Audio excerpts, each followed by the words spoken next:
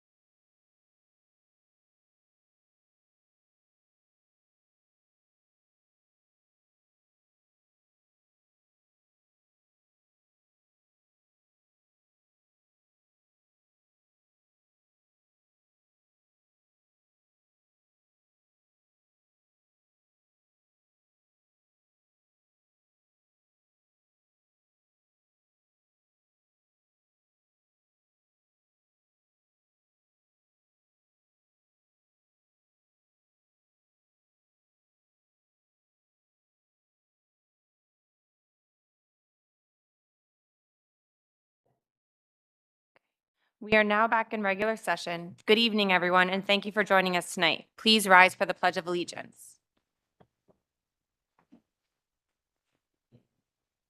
I pledge allegiance to the flag of the United States of America, to the republic for which it stands, one nation, under God, indivisible, liberty and justice for all.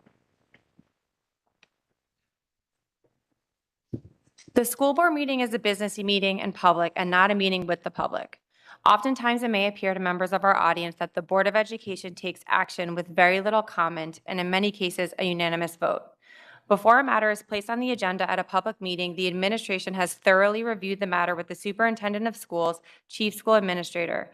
And if the superintendent of schools is satisfied that the matter is ready to be presented to the Board of Education, it is then referred to the appropriate board committee.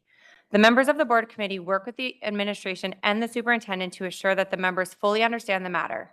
After the committee discusses the matter, it is then shared with the board members for consideration.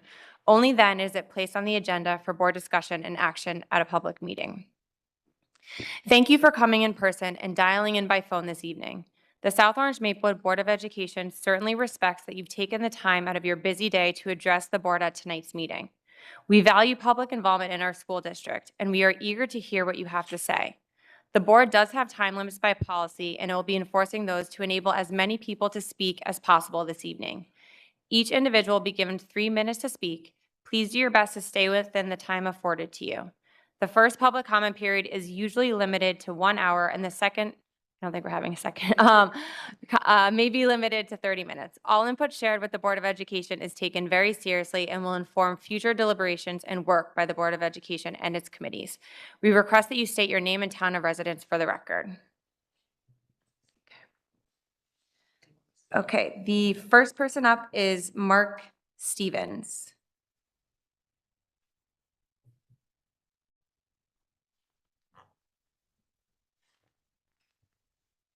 How you doing?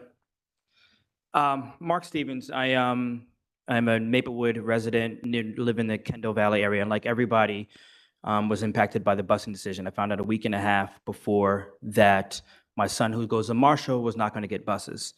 We did what we could. We sent letters and emails, and we were told that based on some program that we don't have access to, that we weren't qualified for buses, even though it didn't line up with any of the measures that we have, that we didn't qualify. So for lack of better, any other options, we were told that's it. There's nothing more we can do. We just made it work. Passed off our son to neighbors. We carpooled, missed meetings, did all that stuff. All that is to say is that I'm by no means struggling. My wife and I work umpteen hours a week.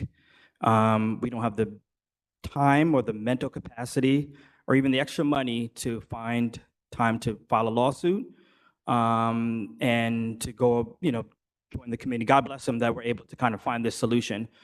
But I just wanted to come today and urge everyone here that whatever decision is being made, that we make it fair and equitable for everybody. Because if I'm not struggling and I couldn't find time to join this lawsuit and they're going to be granted buses, then we need to make sure everybody can, because there's probably a lot more people in my boat that just cannot have that solution. They just can't, it's just not optional. It's not an option for them. So whatever we do, I just want to make it very clear to you guys, I urge you guys to find a way to make it fair and equitable for everybody.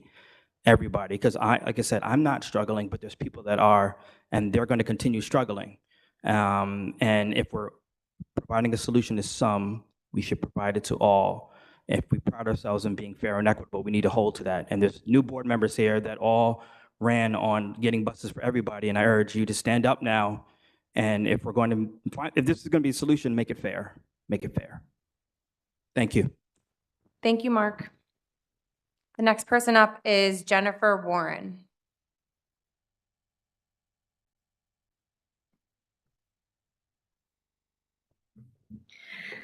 Hi, I'm Jennifer Warren, and I'm a Maplewood resident. I came here earlier tonight with my 2 little daughters who are in kindergarten and 2nd grade at Seth Boyden. I opted my 2nd grader in. I loved the community there, and I still do. And so now they both go. So we've had busing in the past. It was taken away from us. It's been a real hardship this year. And it's, it has not been fair and equitable for anyone to not have busing, especially with the integration plan, but also to taken busing away that already existed. I don't know if anyone has been around Seth Boyden during the times of drop off and pickup, but it is dangerous and it's insanity. And my daughters tell me weekly that they are seeing kids nearly get hit by buses, not buses, sorry, cars, vehicles, possibly buses. Anyways, I did put into evidence, we, had some pictures of a bus that did pop a curb and take out a few trees during drop off. They've changed the traffic pattern. It's just incredibly hectic there. And, this is the school, in my opinion, that needed buses the most. There had been previous efforts to integrate Seth Boyden, and we love being there, but busing is extremely essential and should have been considered more for an integration plan. I would also like to mention, as I mentioned here before, that the person who does take care of my children and bring them to and from school is my disabled mother. And I've emailed with the district and the principal, and they cannot accommodate her. They cannot give her handicap parking. I'm just at a loss. So every day that she takes them to school, I just worry. She's going to slip on ice. She has to walk 5 blocks. It's very frustrating and did not need to be such a hardship. Thank you. Thank you, Jennifer. Ben Smith, you're up next.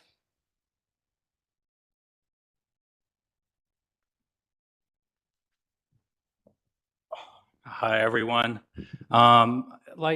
People have been saying, well, what are we doing for everybody? I don't understand why people are making the choice to go through months of fighting against a settlement that would have just put people on existing buses. Like, that wouldn't have changed anything. And then you could have spent that time actually solving the problem for everybody and doing stuff about next year. Because, we have been complaining about this for the last 6 months. We found out a week before school started. And we've heard nothing about anything you're doing for next year. Like, we filed this complaint because we wanted to do something about it ourselves. And, I don't think of myself as filing a lawsuit. I filled out a form on the New Jersey website saying I disagree with the decision that you all have made. Not all of you, that some people have made. But what are you doing about the next year? We know now that there's hundreds of empty spaces on buses. There's just empty buses driving around. Like up our street, we see a bus stop 3 houses away from our street, loads of empty spaces on there. Our kid who was on that bus last year could be on there. You could be filling that with people who are living, slightly under your arbitrary 2-mile cutoff, which is incorrectly measured. Why are you not using those spaces? Why are you not doing this for everybody? Regardless of what's happening with all of these decisions with litigation, you could be doing something right now, claiming that you care about equity, but you're not. You're wasting those spaces. Why not put people who could be fitting on those buses on them right now? That's it. I don't need the rest of the time. Thank you, Ben. Matthew Safer.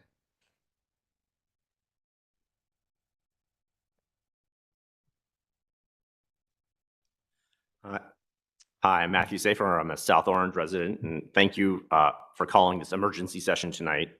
And I think it's falsely attributed to Albert Einstein, who said, the definition of insanity is doing the same thing over and over again and expecting different results. I think this is the 6th time in the last 2 years I've spoken at Public Speaks about transportation and have gotten absolutely nothing from the board in return. Most board members have never bothered to respond. We've gotten a simple thank you for your advocacy from the administration. No reasoning, even when we point out actual errors in fact and process and legal misrepresentations, we get nothing. So I did not want to have to go through an adversarial process. It seemed like the only way to get the board and this administration's attention. I don't know what you decided, if you changed your decision about the settlement tonight. But I urge you that whatever happens, please move forward. Do something. People have been begging you to do something for years now, and we've even just been asking for information, public meetings, and nothing has happened. Please do something that is fair and equitable. The entire district needs your help. Thank you. Thank you, Matthew. Allison Shames. Good evening, Allison Shames, resident of South Orange. I want to echo what other folks have said. This settlement provides you with the time and space to focus on longer-term solutions. As parents, many of us brought these petitions to not only solve a current problem for ourselves, but one that impacts all of the children in South Orange and Maplewood impacted by the transportation policy. And you need to focus on the long-term solutions, not waste resources on the short-term arguments. You don't concede anything by settling. You simply free up your time to allow you to focus on a policy that will work for everybody, maybe for the remainder of the year and certainly next year. I also want to say that I can't speak for everyone, but I think many of the parents who filed a petition would truly welcome the opportunity to work collaboratively with all of you on a solution for all children. We all desire the same outcome, that our children can safely arrive at school in a manner that allows them to learn and grow in a supportive environment. But when parents struggle to get their children to school, whatever the reason, it will impact the family and the children. So the board and the district should be supporting parents and not creating unnecessary obstacles. Thank you. Thank you, Allison. Monica Burnett. Good evening, Monica Burnett, South Orange resident. I just wanted to share that we echo the sentiments of the petitioners and implore the board to reconsider and approve the interim settlement agreement. We're deeply dismayed and saddened that the board declined to accept the settlement term proposed to us despite the recommendation of your own counsel, the district superintendent, the district business administrator, and the district board president.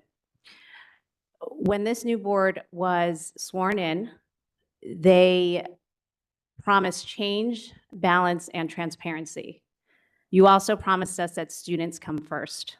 And as an educational administrator myself, I know that a community is best served only through collaboration and partnership. And the decision to disregard the interim settlement is beyond comprehension.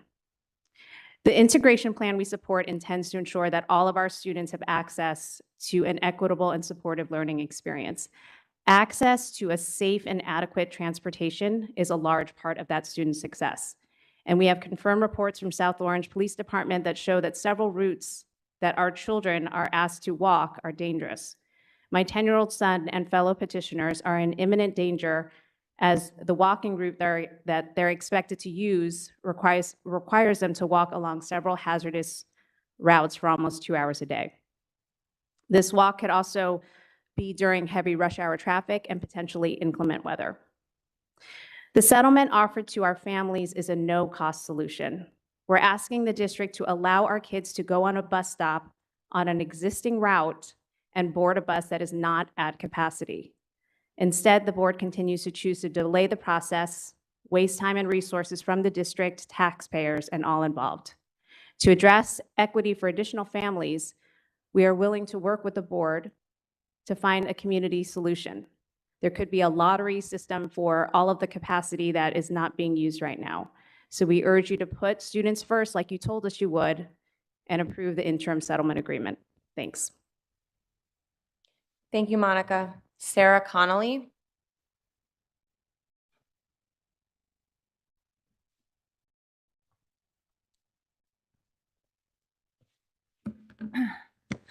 Good evening, Sarah Connolly. I live in South Orange.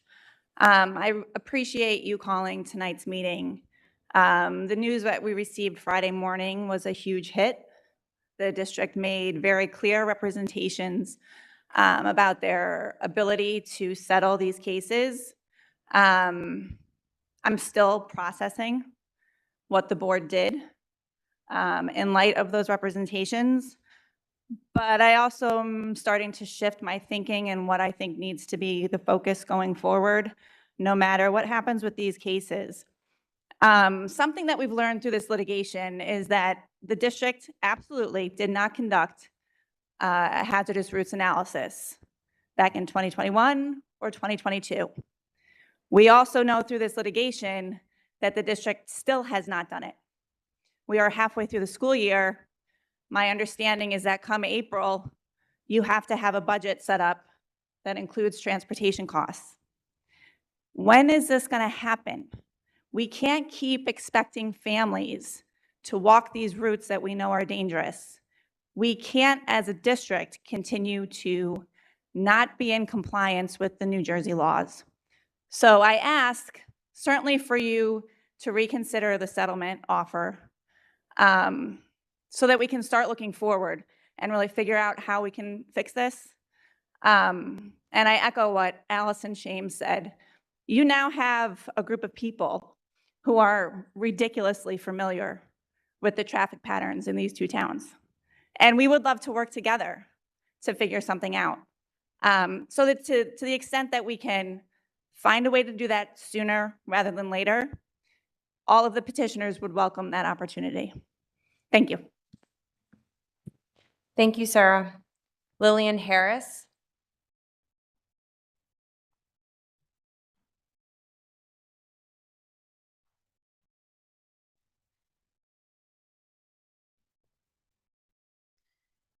Okay, good evening, board members. My name is Lillian Harris, and I have 2 children attending Delia Bolden. Many of you know that I have spoken before the board on numerous occasions about the abrupt end to courtesy busing. This board has failed to act using equity as a reason for its inaction. Some board members even took an adversarial position, calling concerned families entitled and privileged. Yes, that was said to me directly. Despite our best efforts to get our district and the board to take our concerns seriously, we were left with no choice but to appeal to the New Jersey State Department of Education. And instead of working with us to implement a no-cost solution to safely transport our children, this board doubled down and invested additional resources to fight parents.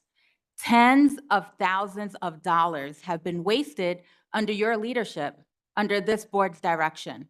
It is reckless and it is irresponsible. And for the record, on January 25th, the district's council presented us with a settlement agreement that was authorized by Dr. Taylor. We even received personalized bus passes with our children's name on it.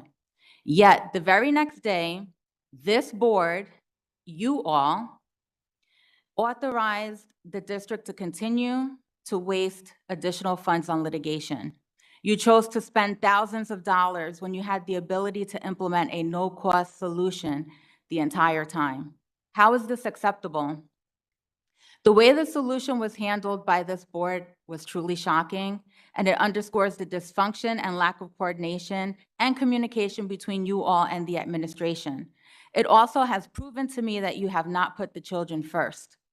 You all cannot continue this way, and I hope you recognize this. First, you must approve the interim settlement agreement. You must stop wasting time, money, and resources. Focus your time on developing a long-term solution instead. Second, we deserve to know who approved this incredible waste of resources by opposing the initial settlement offer. There has to be some level of accountability, and those board members who opposed the settlement should speak up and explain why. We deserve to know. Lastly, you can do more. You have the power to do more. You have the existing bus capacity to do more. Accommodate more families, do the right thing, do better. And if not, step aside. Thank you. Good night. Thank you, Lillian. Karen Hamberlin.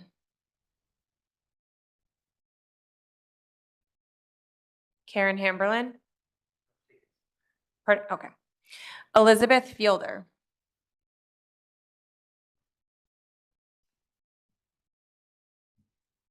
Hi, my name's Elizabeth Fiedler, and I reside in South Orange. Up until this year, we always had full-time childcare, so I'm new to applying for a bus. And it took nearly 2 months to get a response, and I was ultimately denied. We were a part of the Intentional Integration Initiative, and so we were moved over to Marshall, and we're living close to South Mountain, but I'm happy to be a part of it, and that certainly wasn't an issue. We petitioned in the hopes that our efforts would support all families facing these issues with the distance, but also the hazardous nature of the routes that we are asked to be taking. I can assure you that there is no safe or manageable route for a 7-year-old from my home to Marshall School. I only recently, and that is this afternoon, received the route that supposedly my children are supposed to take, clear across town and quite frankly, up a mountain. Their options are either South Orange Avenue or a myriad of neighborhood cut-throughs, all of which require crossing Wyoming, Ridgewood, and Scotland Road, and then up a grueling hill that I myself have only attempted to do like 5 times in the 9 years that I've lived here, and it was painful. It would take them at least 45 minutes to walk down to school and probably 75 minutes to get their little legs to take them the distances to and from school. That's just not sustainable twice a day. Less than 3 weeks after filing my petition with the district, I was on my way to pick up my children and was blindsided by a FedEx truck while I was waiting at a stop sign on the corner of Highland and Ridgewood. I have a photo of my car. It sustained a lot of damage, and while I was okay, there is no doubt that a pedestrian in that same spot would have been killed instantly. Physical stamina aside, there is no way that I will ever allow my children to risk their lives by walking this route, whether they have a personal escort, be that me or a child care provider or not. All children deserve equal access to education. There is nothing lawful about denying our kids that live on these hazardous routes access to buses that already have capacity and drive within blocks of our homes. I urge you to reconsider relief for our families immediately. It will cost you nothing, will pave the way for longer-term solutions for all families, and will ensure the safety of our community's children. Thank you. Thank you, Elizabeth. Anne Marie Conti.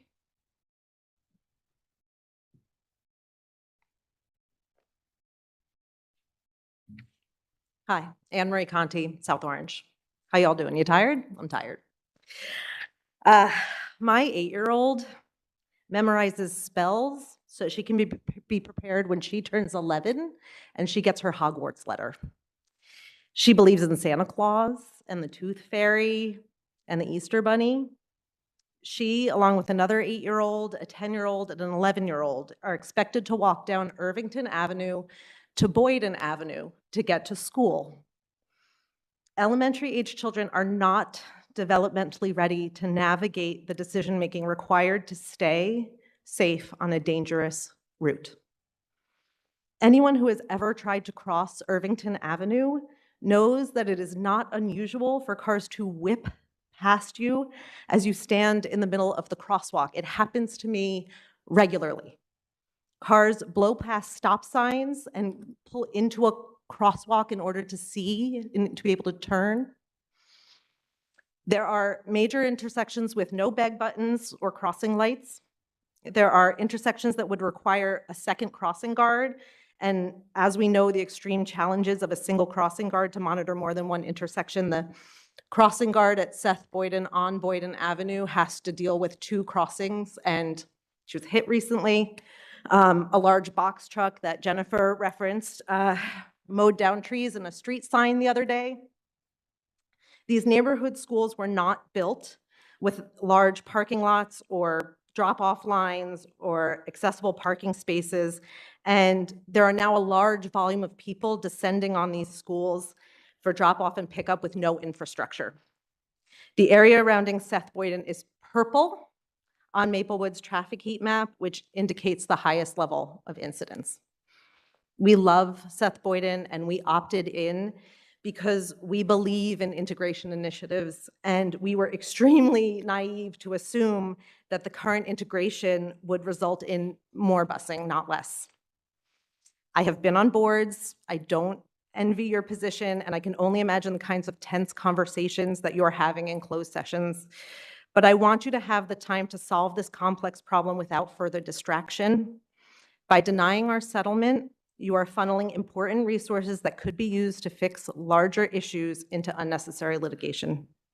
The blue bus, which we have used since my fifth grader was in kindergarten, is a full-size bus with about a dozen kids on it. Our bus has capacity and the ability to get our children safely to school and allow immediate relief to the petitioning families. There will be no burden on the district to reinstate busing for us. Please make the right decision now and in the future for the safety of all families. Thank you. Thank you, Anne Marie. Next, we have Jacqueline Scafidi. No, okay. Next, we have Jeffrey Bennett.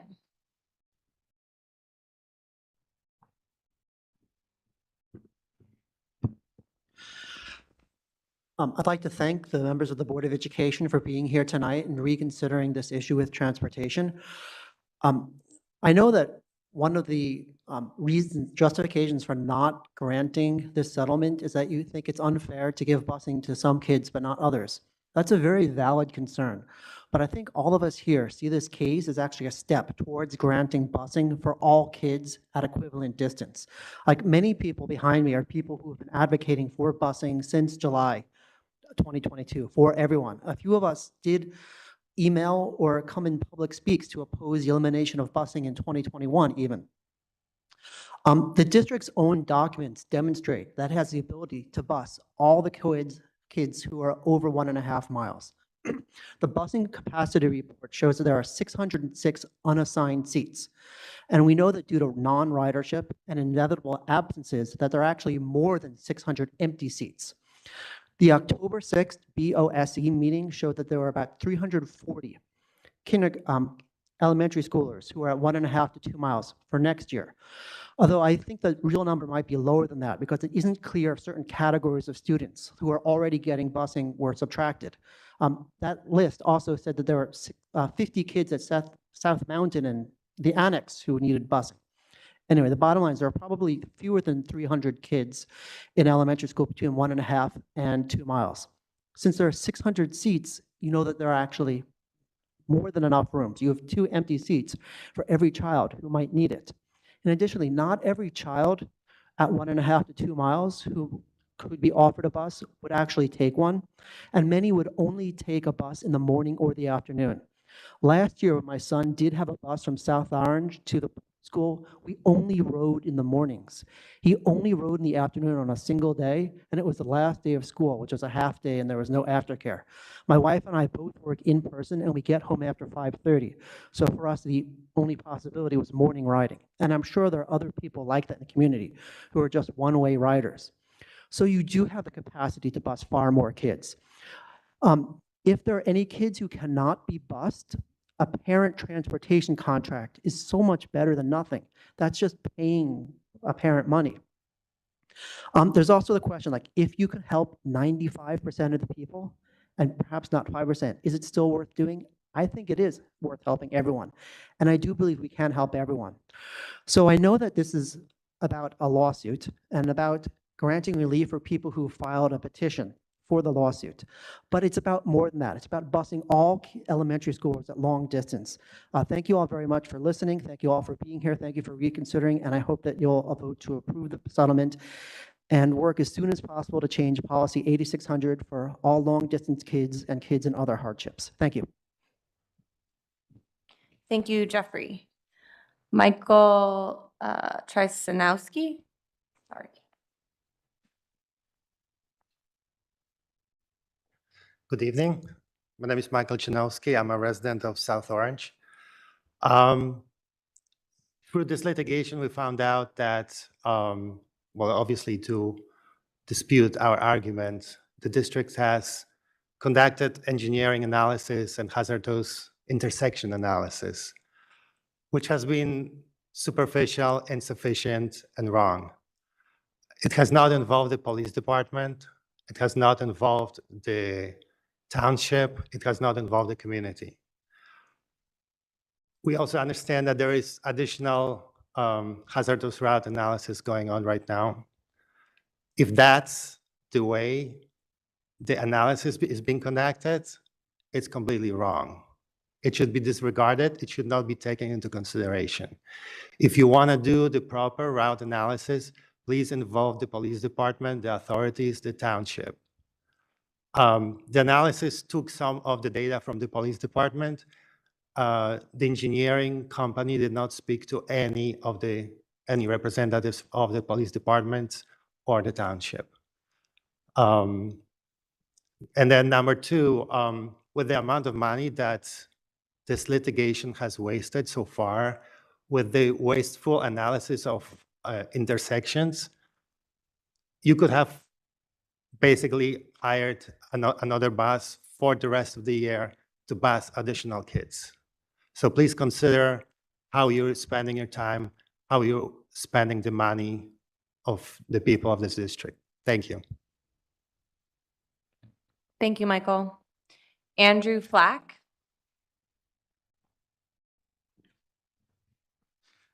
Good evening, Andrew Flack from Maplewood. My son Patrick is a second grader at Marshall. Patrick's bus was taken away this year based on the district's calculation that our home is 1.93 miles from school. However, Patrick's route is hazardous and he is still entitled to transportation per policy 8600. I sat in this exact spot on July 18th, 2022 and explained all the reasons Patrick's route is hazardous. As I sit here again over 6 months later, the route remains just as dangerous as it was then. So what has changed? We've since discovered that the district did not perform a hazardous routes analysis as required by their own policy. Thanks to the advocacy of some of the amazing parents in our towns, we discovered the Office of Controversies and Disputes and the pro se appeal process. Unfortunately, litigation appears to be the only way to get the district and board to listen to our concerns.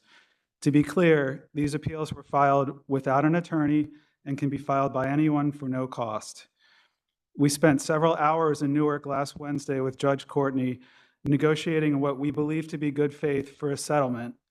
The settlement would have put our kids on buses for the rest of the year using existing stops at no cost to the district and provided time to come up with a holistic solution for next year and beyond.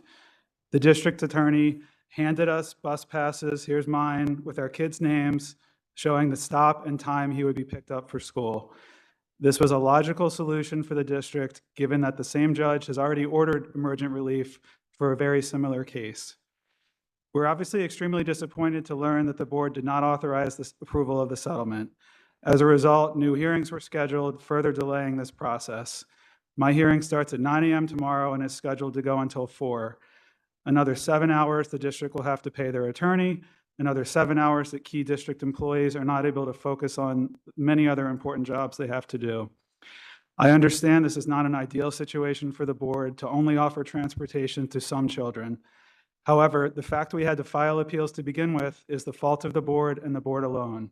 And it is the board and the board alone who can fix it by expanding transportation access as soon as possible. The approval of this settlement is just a starting point to making things right. And lastly, I just want to close on a positive note. The group of parents who petitioned for relief wants this board and this district to succeed. It's been an eye-opening experience for me to see how talented and dedicated the people sitting behind me are. Instead of using these talents to fight the board, let us use them to help you allow this district to reach its full potential. Use us as a resource, ask us for our feedback before making decisions affecting children's safety and parents' livelihoods, and see us as an ally, not as an enemy. Thank you. Thank you, Andrew. William Meyer. Thanks very much. William Meyer, South Orange. So I don't have a horse in the race here. I'm not one of the litigants, but I wanted to briefly share my thoughts. There have been a lot of comments in public discourse recently regarding the litigation settlement proceedings on the agenda tonight, the full facts of which are known to very few people outside of the board, certainly not fully known to me. Has the district violated the law with regard to hazardous routes? I don't know for certain. Do the 45 or however many families with claims open regarding transportation have a meritorious case? I can't say. Will settling transportation claims for these families provide equitable transportation for all people similarly situated? No, surely guaranteed it will not. And I care very deeply about providing equitable services in this district for transportation as well as our core educational mission, mental health, wellness, our infrastructure, et cetera. It is clear we need to move forward expeditiously in providing adequate and legal transportation to all of our students. In fact, I had thought that was going to be a priority for new board members, but I'm not aware of any progress so far this month. Look, I'm also an attorney for parents, though, parents in difficult situations who bring claims against school districts that are out of legal compliance. I deal with negotiating settlements with those districts every day. And just because a school district may have a plan to get back into legal compliance for all students doesn't mean that a parent with a meritorious claim is not entitled to their legal recourse. The guide star that a Board of Ed should be following is the simple question of whether they're likely to lose their case. And if they are, generally, they should just save the resources involved in fighting that losing case and just settle, especially if they can secure a resolution that might be more advantageous than the judgment against the district at a hearing. Is that the situation here for each of these cases? I don't know. But that's how I would strongly encourage the board to approach this question. Let's focus our time, efforts, and resources on the best way possible to help all of our families. Thank you. Thank you, William. Rhea Beck.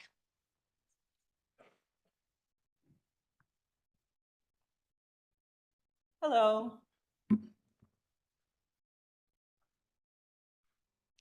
Before I start, I want to say something about the issue of transportation as a whole, and I know that I'm in the vast minority here when I say this. A cursory glance of the district budget reveals that 86% is allocated to personnel. The rest is supposed to pay for everything else. Post-pandemic, I have seen my daughter's peers at the middle and high school fall apart as they grapple with the fallout from the pandemic. I don't understand how in the face of social, emotional, and psychological damage that these kids have endured, that transportation is the issue of highest priority. Is the ideal scenario one where my kid eventually gets a bus to school from Newstead so she can go to CHS and watch kids beat the crap out of each other? Is the ideal scenario that she sits in a classroom where Black kids are disadvantaged day after day after day? Having said that, the mission of the South Orange Maplewood School District, as written on the district website, claims that its goal is in part to partner with families.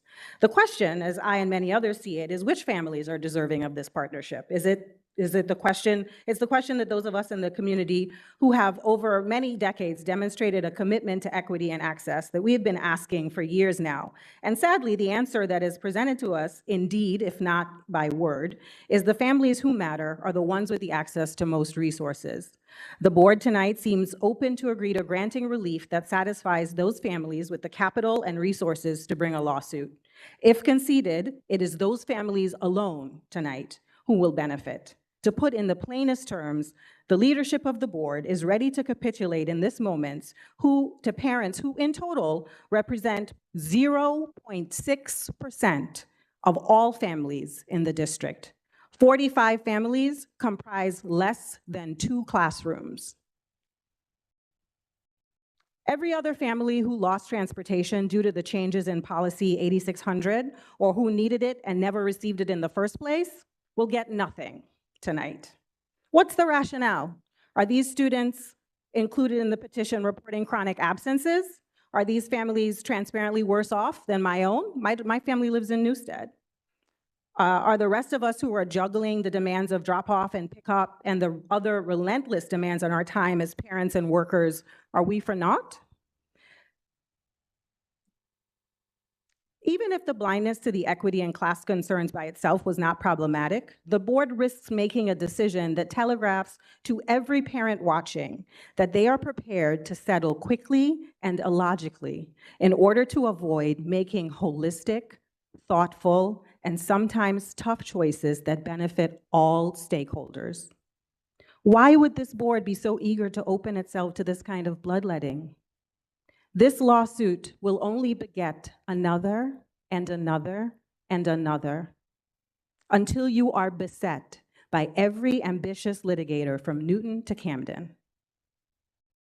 I understand the frustration, and again, I empathize. I live in Newstead. My 14-year-old is expected to walk to CHS, crossing many of these hazardous routes. Dripping wet, she weighs 112 pounds. Sometimes, though, Something is a mirage of a solution. Something is not always better than nothing. If done with a focus on equity, with the deserved diligence, I believe that you all can come up with a solution that benefits all families who desperately need adequate transportation support, not just those with the time and the money to sue. Thank you. Thank you, Rhea. And that concludes public speaks for this evening. There's two more. Madam President, we do have folks who signed up for online public speaks. I will share it with you now. I'm sorry that it didn't come to you yet. I believe many of these folks have already testified in public. Got it. Aaron Harper.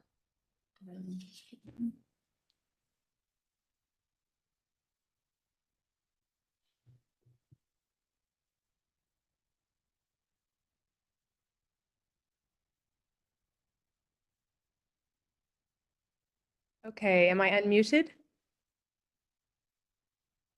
Let's see, hold on. Yes, you are. Okay, great, wonderful, thank you. Thanks for calling or for having this meeting tonight.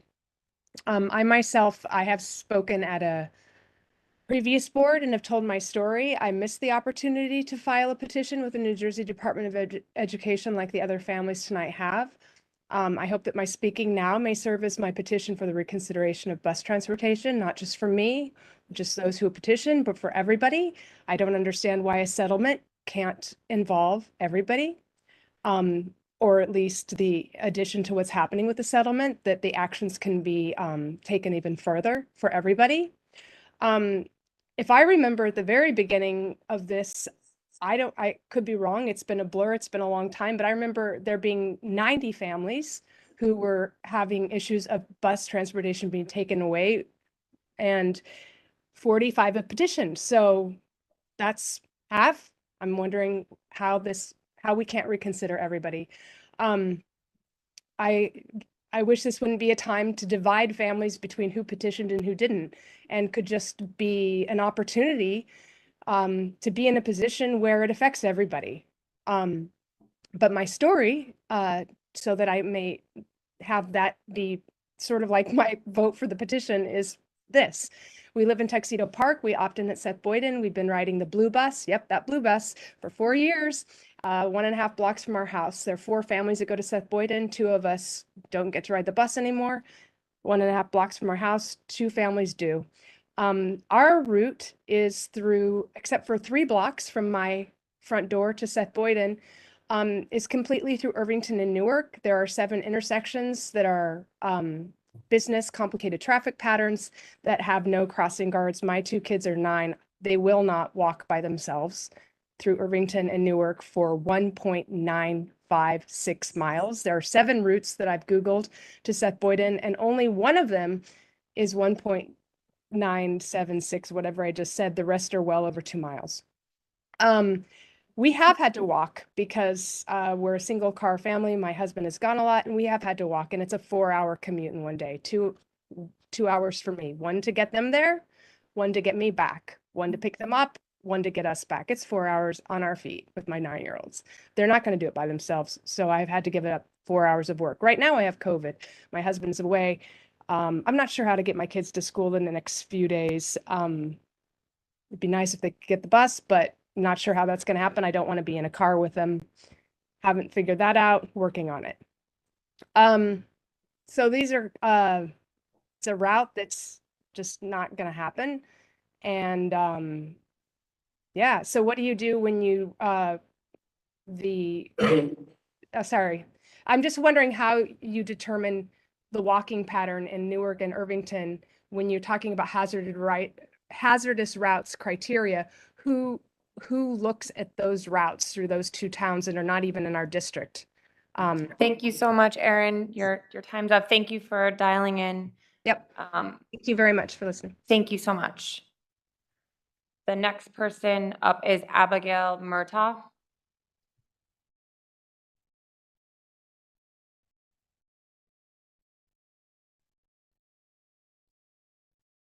Hi, can you hear me? Yes. Great, thank you. I am asking the board to reject the settlement that would extend transportation services only to those families who sued the district. This settlement is a quick fix aimed at appeasing a self-selected, resourced group of people, not an equitable plan to address the transportation struggles felt by many. We know that transportation reduction has challenged our community. Concerns about unsafe or unreasonable walking routes and driving students while making work schedules abound. These issues deserve thoughtful consideration. Indeed, the board has already pledged to expand transportation in the coming year. This lawsuit pushes you to act sooner. The easiest solution would be to provide transportation to the lawsuit cohort and move on. Eliminating challenges as easily as possible, however, should not be the guiding principle of our school district. We have always claimed to be a district that values equity and fairness, a district that works to identify the greatest needs across our community and meet those needs in a thoughtful, data-driven manner. Having the resources to hire lawyers is not an indication of need. Being socially connected to those who hire lawyers through friendship or Facebook group is also not an indication of need. These are indications of privilege, and privilege should not determine the allocation of resources. There are many in our district who do not have the social connections, money, or bandwidth to join a lawsuit who have been equally harmed by transportation changes. What would this easy settlement say to those families? Yes, there is a need for increased transportation, but if you only address that for the most litigious in your community, you are not doing the fair, reasoned work a district must do. And furthermore, the argument we have heard again and again tonight, that we should give buses to everyone, but us first, is not convincing and not community-minded. I am asking you to use this lawsuit as an opportunity to examine how you can expand transportation equitably. If, for example, there was an error with hazardous route designation, address the error and provide transportation to the families affected, not just the ones who sued you. More broadly, if you are able to expand transportation now, do so in a way that is reasoned and fair. Thank you for your time. Thank you, Abigail. Julia Flath.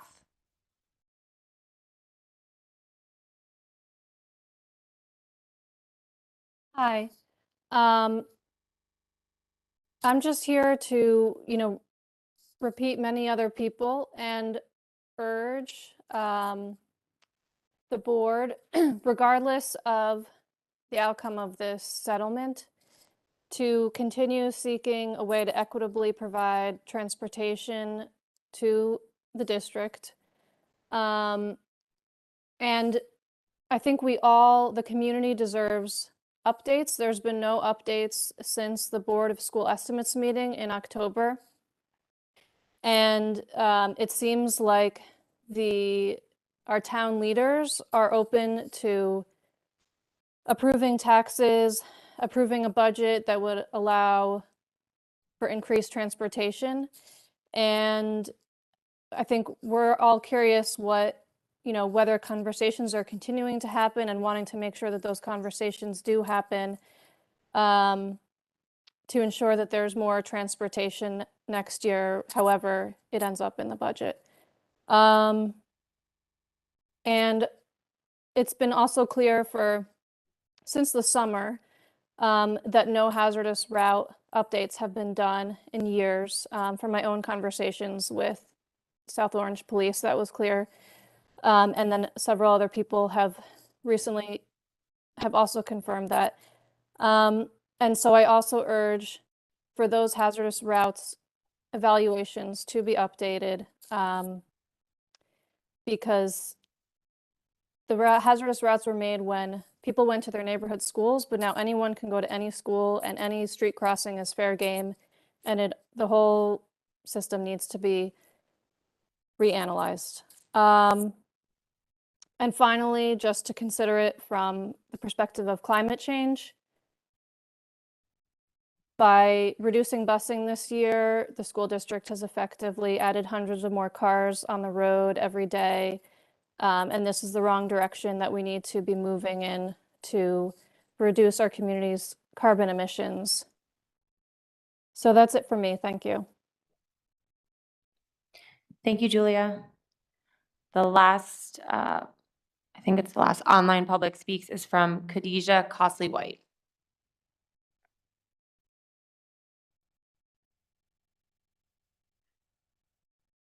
Yes. Hello? We can hear you. Great, thank you. Um, so my family lives in the Hilton section of Maplewood.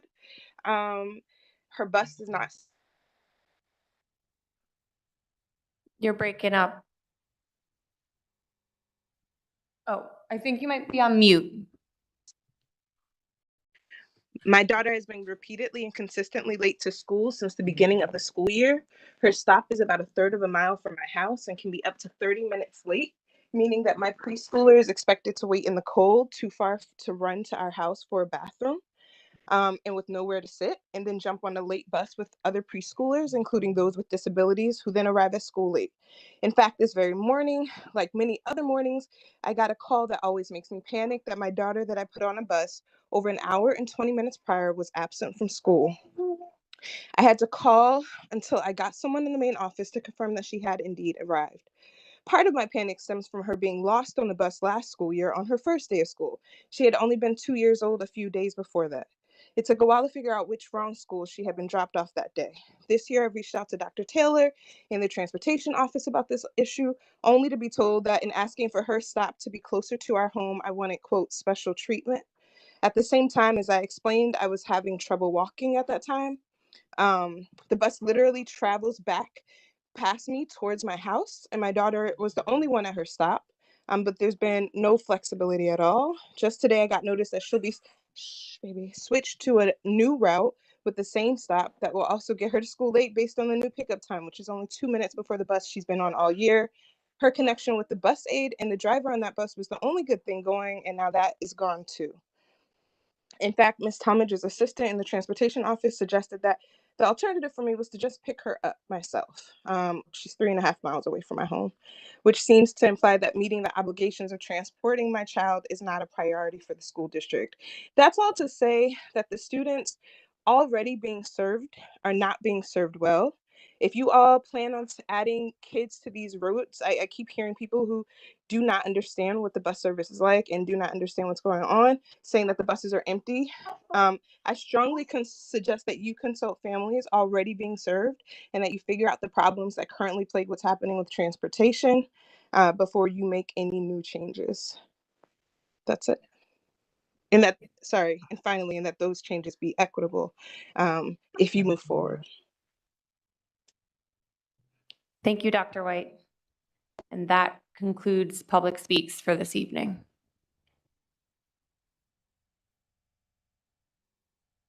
And now we're moving on to the action portion of the meeting. Dr. Taylor.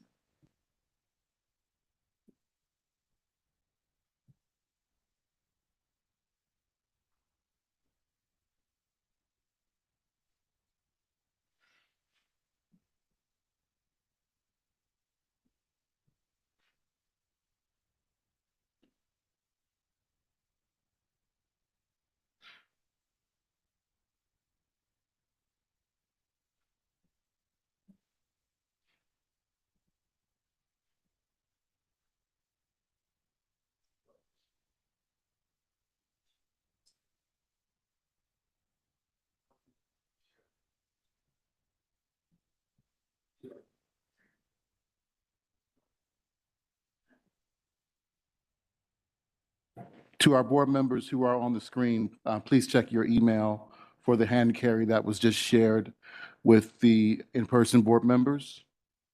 I'll give you a moment to find that.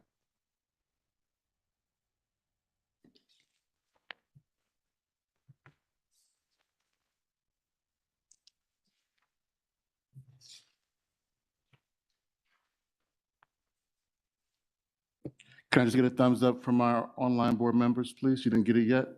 I will double check.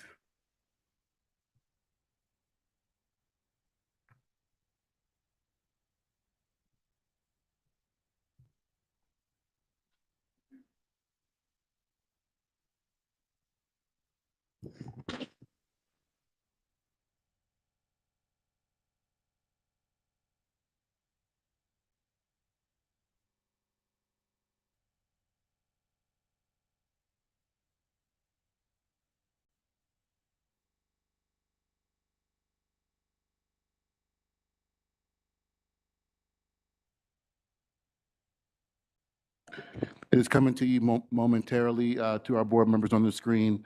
Madam President, if I have your approval, I will move the action and read the hand carry for everyone, just to make sure it's in the public record. Thank you, Dr. Taylor.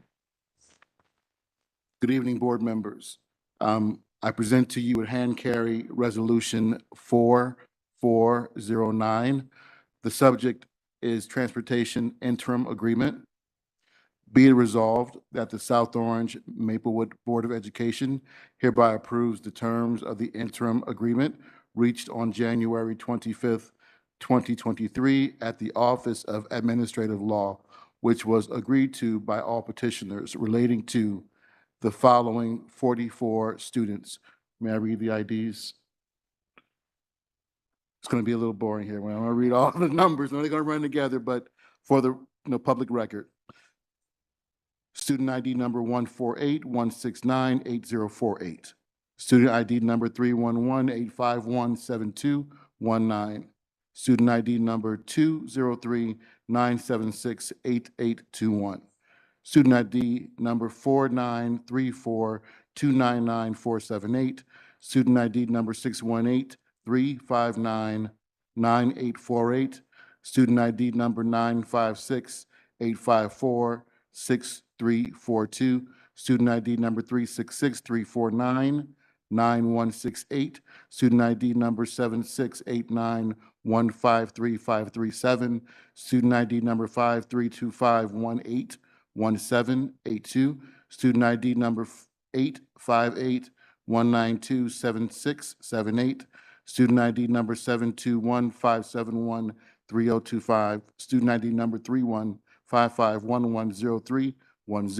Student ID number 621-896-3027.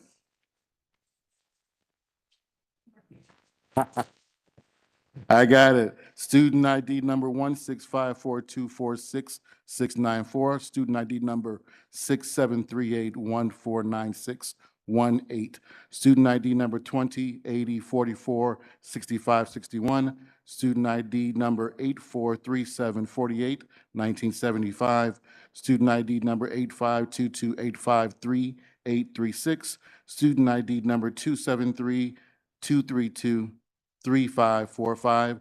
Student ID number 123-634-9696.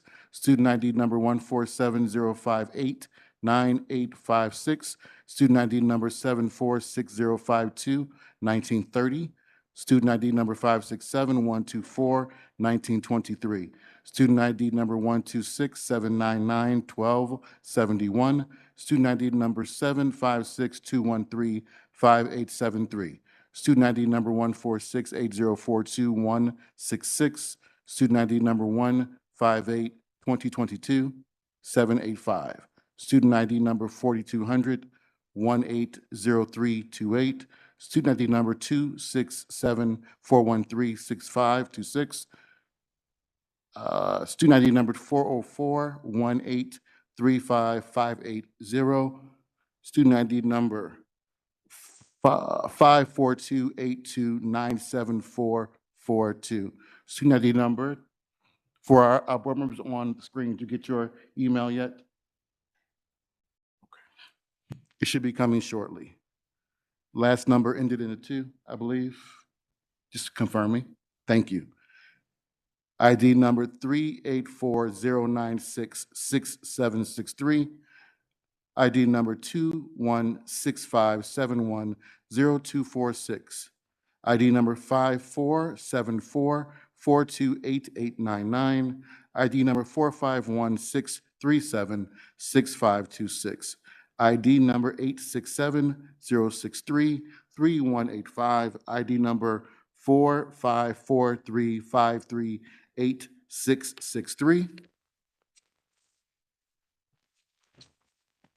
Student ID number 322-571-2079, ID number 4211-086731, ID number 9828249515, ID number 6414138737, ID number 497-564-8566, ID number 31743-12181, and last number is 5606947612. Do I have a second?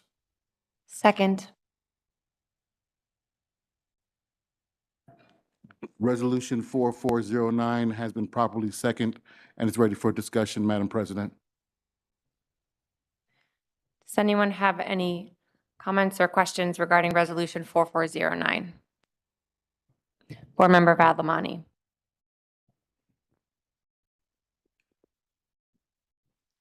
I want to talk about the rationale for my upcoming vote. I said this on October 6th last year at the Board of School Estimates meeting, and I will repeat it again today. I'm a strong proponent of student transportation and want all elementary school children to receive busing if they live more than 1 mile away from school. My children received busing, which helped me and my family efficiently manage our time and energy. I also believe that all middle school children should get transportation if they live more than 1.5 miles away from home.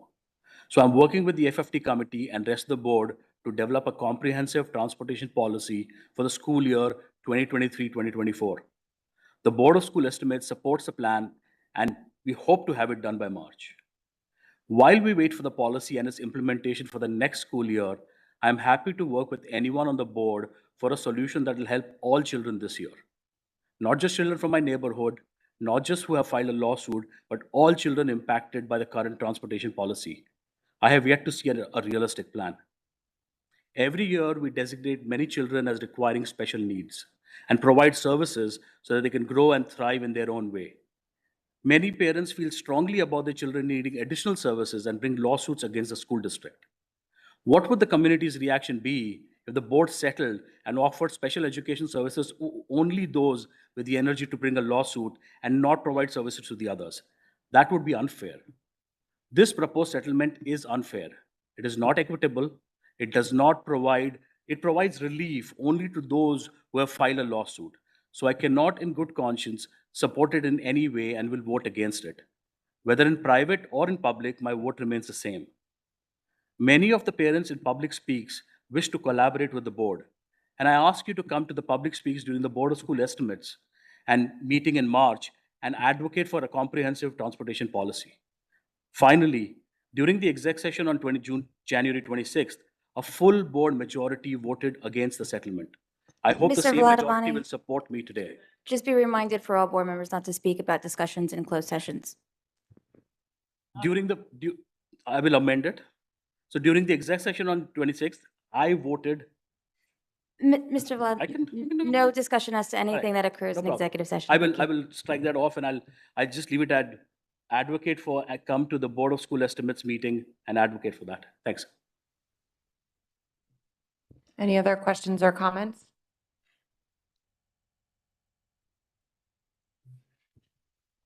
Madam President, I can confirm that the board members on the screen have received the resolution now. Okay, great. Thank you. Board Member Wingfield. Thank you. I'm not going to discuss the lengthy discussion we had in exec this evening as well as last Thursday, but I do want to raise a concern about the way that this meeting unfolded, and in particular because we had a thorough discussion last Thursday. I'm concerned that we are moving into a practice and particularly a precedent where board members express their opinion and make votes and receive backlash from the community and then call for a revote 5 days later.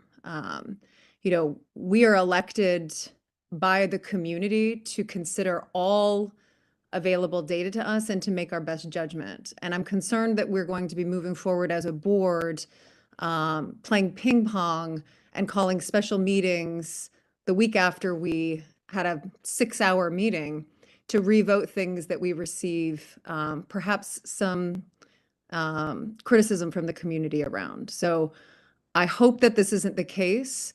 I hope my fellow board members in the future are more able to stand on their decisions and on the merit of their votes. Because I'm very concerned as a board if we move into a practice where we are this easily swayed.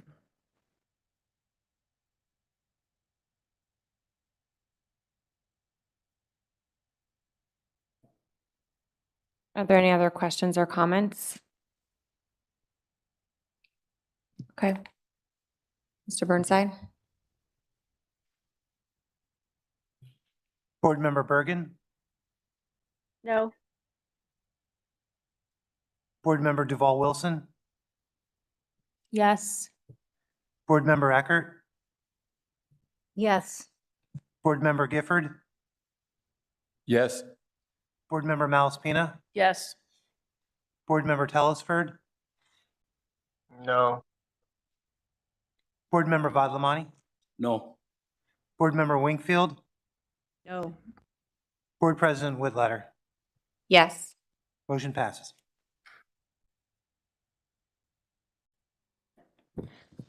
Thank you, Mr. Burnside. We're now moving over to the new business portion of the meeting. Is there any new business this evening? Oh, sorry, go ahead. Just one note, Madam President, that you do have a second public hearings on your agenda. Do we have it? There is no one online, Okay. and I don't believe we've had a second sign up yet. Does anyone want to speak that's in the audience? Hold on. Yeah, he's getting the sign up.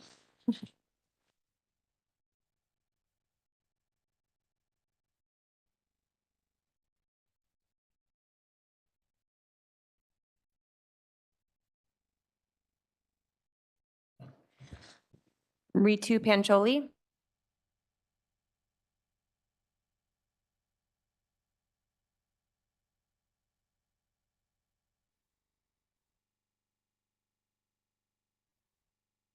Yes, okay, hi, sorry about that. Well, thank you for allowing me to speak. I think the resolution and the settlement, I'm not here to speak about that. I am here to speak about the long-term problems in our community with pedestrian safety. I've seen board after board kick the ball down the street. I've seen town officials not really speak more about how to protect our students and how to keep our students safe. As a South Orange resident who lives very close to two of those hazardous routes, I live on South Ridgewood Road, right near 3rd and Ridgewood, and right near Ridgewood and Walton or Ridgewood. So it's just disheartening to see the lack of concern and the lack of analysis of root cause issues, right? Pedestrian safety has always been a concern in this town. We've lost a student years ago. We've lost other lives. We've seen people being struck. And I don't really see board members encouraging our town officials to talk about pedestrian safety and raising this important issue. And I think that, this is one little fight we have here. And I'm glad, once again, I'm not here to speak about the settlement that's been reached or the decision that led to that. But I am here to ask about what root cause analysis are you doing to determine why we're here? What are you going to do to protect the students that didn't receive transportation? What are you going to do to make it safe for all? And that's the real equitable issue that I hope that you'll focus on. I was a little dismayed to see that last meeting, there was a focus on eliminating the liaison to the Achieve Board. And I'd hope that we would focus on the causes that would actually bind and help us all, such as pedestrian safety in this town. Thank you, Ritu. Oh, and we have another public speaks, Jeffrey Bennett. I'd like to thank the board members who supported transportation tonight. Thank you very much. It means a lot. It means to our children. It means a lot to other kids who will now get expedited transportation because now the board has lost its excuse to not change policy 8600. I'd like to address what Mr. Vadlamani said about people in the community not wanting to help. We were blindsided by this in July. Like even people who had heard about it in the spring of 2021 were still blindsided by it. And since it's broke, we've done a lot to try to help the board. We've appeared at many public speaks, spoken many times. We've done a huge amount of research into transportation network in the district, transportation law in New Jersey. We've had, unfortunately, to correct things the administration said. Once the school year started and we saw that the buses were mostly empty, we fought to find out exactly how many empty and unassigned seats there were. We've shown that the cost of busing is really only $1,000 per student. Like that's a marginal cost, and it's zero when you have empty seats. To Ms. Winkfield, I want to address the fact that the board is not infallible. None of us is. Everyone can make a mistake. And if you change your mind as a result of new information or hearing more testimony from people, that's a sign of maturity. That's a good thing. And also what the board does in executive session, it's not a vote. It's certainly not a public vote. And accountability requires that the public know how board members vote on things. So, we have wanted to help all along. I think there were about 10 people from the public who spoke at the October 6th Board of School Estimate meeting, including me. We do want to help, and but we're just members of the public. We don't have the confidential information that you have, and it's not our job. There are things we don't know. So I don't know. I'm just offended by the fact that people on the board think we didn't want to help everyone because we've tried and we tried to inform people. I think some board members like to criticize social media because it's social media, but social media is democratic media. It's free. It's something anyone can participate in. People with credentials and people who aren't credentialed but who are self-taught. I'm ranting a little bit, but thank you very, very much to the board members for this. Thank you very much to the administrators, and I hope we can expedite changing policy 8600 for this school year. Thank you. Thank you, Jeffrey.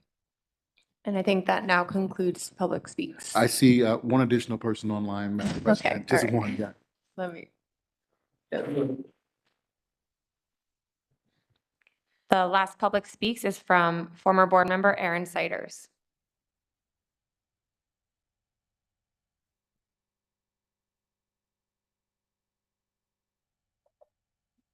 Hello. Hi, Erin Siders, Maplewood, New Jersey. I'm, I but the board had a tough decision to make tonight. And of course that's one of the roles of being on the board. There sometimes you have to make decisions that are not easy.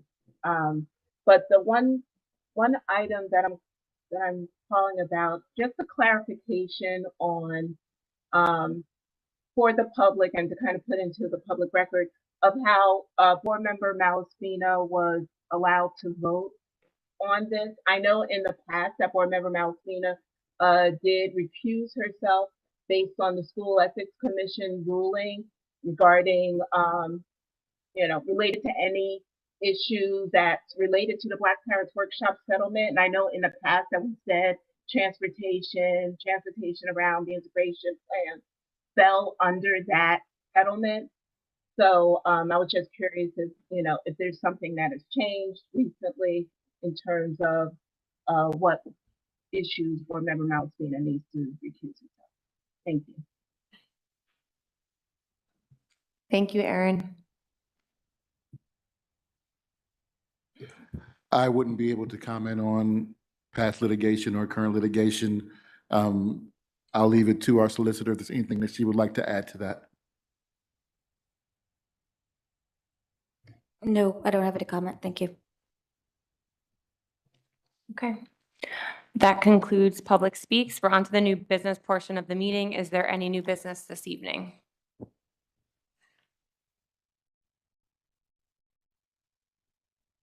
Board Member Bergen, you had mentioned a potential resolution.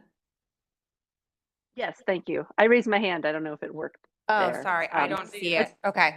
Okay. Sorry about Anyway, that. yes, I do. I tried to indicate. Thank you for calling on me.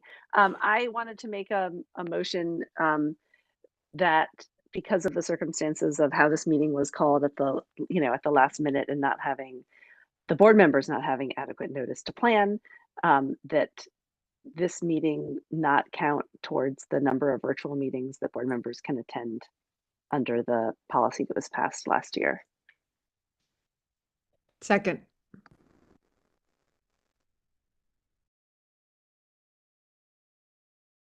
Any discussion, board members? Sounds good to me.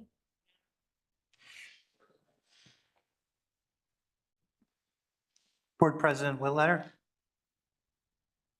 Yes. Board Member Wingfield, Yes. Board Member Vadlamani, Yes. Board Member Telesford,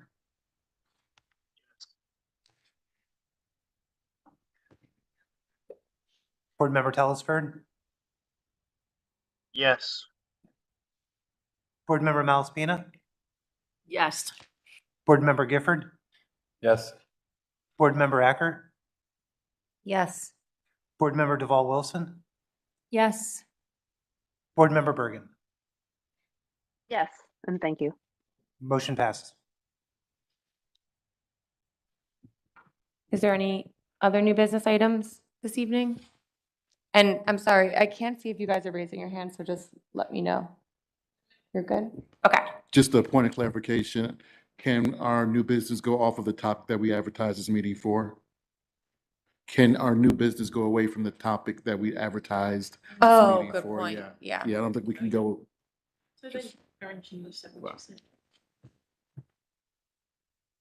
If the new business is just discussion to send something to committee, for instance, you're not taking formal action on it, you can discuss it if it's something that really can't wait till the next meeting. Okay, so I'd like to make the following motion. Is that right? The Board of Education will meet in public session on Thursday, February 23rd, 2023 at 6 p.m. in the district meeting room, 525 Academy Street, Maplewood, New Jersey. Immediately following the opening of public session, the board will move to go into a closed session in the superintendent's office, as well as using an online video conference platform to discuss personnel matters within the attorney-client privilege, legal negotiations, and other matters that may arise and require discussion to be announced at a later date. Immediately following the closed session, the Board of Education will meet in public session estimated to be 7:30 p.m. in the district meeting room, 525 Academy Street, Maplewood, New Jersey, in person, and utilize an online video conference platform which will include hearings of individuals. The community can view the meeting by following the steps which will be listed on the agenda. If there are members of the community who would like to attend the meeting in person, please note that masks and social distancing are optional in accordance with the guidance received from the local DOH and the CDC. Action will be taken. Okay. Do I have a second? Motion to, okay, sorry. Okay, we're adjourned and at 9:13 p.m. Thank you, everyone, and enjoy the rest of your evening. Oh, sorry. Okay, we're all in favor. Thank you. Bye. No. Maybe the whole night. It did so well, just to the end.